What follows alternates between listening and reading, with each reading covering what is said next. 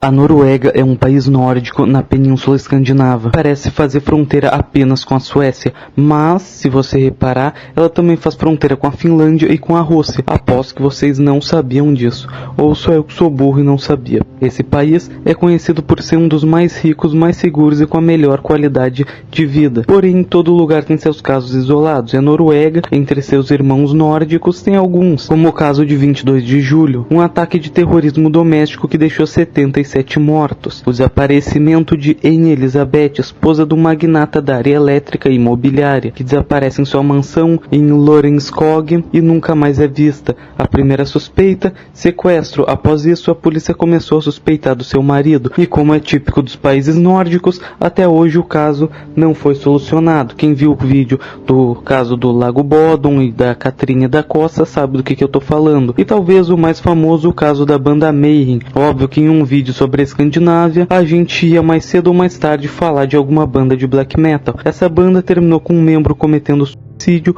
outro comendo o cérebro do defunto e sendo assassinado a facadas por outro membro que passou 15 anos na prisão. Com isso, já sabemos quem é a ovelha negra da família nórdica, e o caso de hoje não fica muito para trás. Em 1970, aconteceu um dos casos mais estranhos da história da Europa. Tudo começou em Bergen, na Noruega. Lá existe um lugar chamado Isdalen Valley, um vale cercado por montanhas, um lugar bonito, mas meio sombrio. Tanto que o lugar já tinha fama estranha, várias pessoas ao longo dos anos tinham ido lá para tirar sua própria vida. Por causa disso, muita gente chamava o lugar de Vale da Morte. Já falamos aqui no canal sobre outro Vale da Morte. Foi nesse cenário que dois caminhantes estavam andando pela região em novembro de 1970. Em certo momento, eles sentiram um cheiro de queimado. Eles seguiram o cheiro e encontraram algo bizarro. Entre pedras e arbustos estava o corpo de uma mulher completamente queimado. A polícia chegou e começou a analisar a cena, e logo perceberam que aquilo não era um caso normal. O corpo estava carbonizado, mas algumas coisas ali simplesmente não faziam sentido. Perto do corpo haviam garrafas com combustíveis, restos de roupa, um guarda-chuva e alguns objetos pessoais, só que tinha um detalhe estranho: algumas roupas não estavam totalmente queimadas. O corpo estava muito mais destruído que o resto. Outra coisa ainda mais estranha apareceu depois. Na autópsia descobriram que a mulher tinha grande quantidade de remédios para dormir no estômago, ou seja, antes do fogo começar, ela provavelmente já estava sedada. Isso abriu duas possibilidades: um suicídio muito estranho ou um assassinato. Mas o verdadeiro mistério ainda não tinha nem começado, porque ninguém sabia quem era aquela mulher. Nenhum documento foi encontrado, nem carteira, nem passaporte, nada que dissesse o nome ou quem era ela. A polícia começou a investigar hotéis da região e descobriu que uma mulher parecida tinha passado por vários deles nas semanas anteriores. E veio a primeira coisa realmente absurda: ela usava nomes diferentes em cada hotel. Cada vez que ela registrava, assinava com uma identidade nova. Às vezes dizia ser belga, às vezes francesa e na maioria das vezes alemã, mas todas as identidades eram falsas.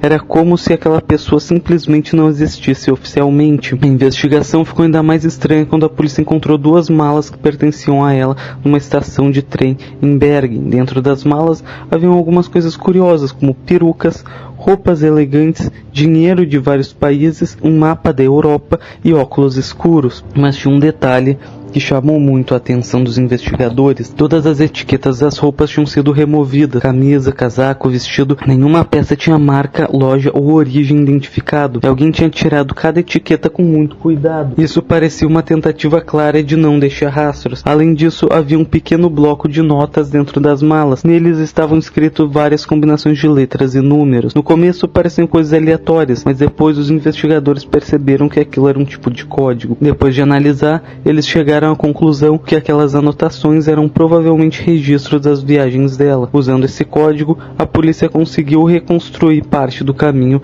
que a mulher tinha feito pela Europa. Ela tinha passado por lugares como Alemanha, Suíça, Itália e várias cidades da Noruega, sempre mudando de hotel, sempre usando nome falso e sempre mantendo um comportamento estranho. Funcionários de hotéis lembravam dela porque ela agia de forma suspeita. Ela evitava conversas, às vezes trocava de quarto sem motivos, usava óculos escuros vídeos até mesmo dentro do hotel e parecia sempre observando o ambiente. Em alguns casos, ela também pedia quartos com vista para portos ou áreas militares. E aí entra outro detalhe importante. Tudo isso aconteceu durante a Guerra Fria. Naquela época, a espionagem era uma coisa extremamente comum na Europa. Agentes secretos de vários países circulavam coletando informações militares. Por causa disso, alguns investigadores começaram a levantar uma teoria. Talvez aquela mulher fosse uma espiã, talvez estivesse trabalhando para algum serviço como a KGB ou até alguma agência ligada à OTAN. Essa teoria ficou ainda mais forte por causa de testemunhas. Algumas pessoas disseram que viram a mulher em áreas costeiras, observando locais onde a marinha norueguesa realizava testes militares. Se isso for verdade, ela poderia estar coletando informações, mas aí surge a pergunta mais óbvia. Se ela é uma espiã, o que aconteceu com ela? E tem algumas teorias. Uma delas diz que ela pode ter sido eliminada depois de fazer algo de errado, fosse para a própria agência. Outra diz que ela poderia ter fugido de alguém. E também existe a teoria de que tudo aquilo foi um suicídio cuidadosamente planejado. Mas nenhuma dessas hipóteses foi provado. A polícia investigou durante meses, interrogou dezenas de pessoas, cruzou informações em vários países, nada levou um nome verdadeiro. Ninguém apareceu dizendo conhecer aquela mulher, nenhuma família a reconheceu, nenhum registro de desaparecimento bateu com ela. Era como se aquela pessoa tivesse surgido do nada,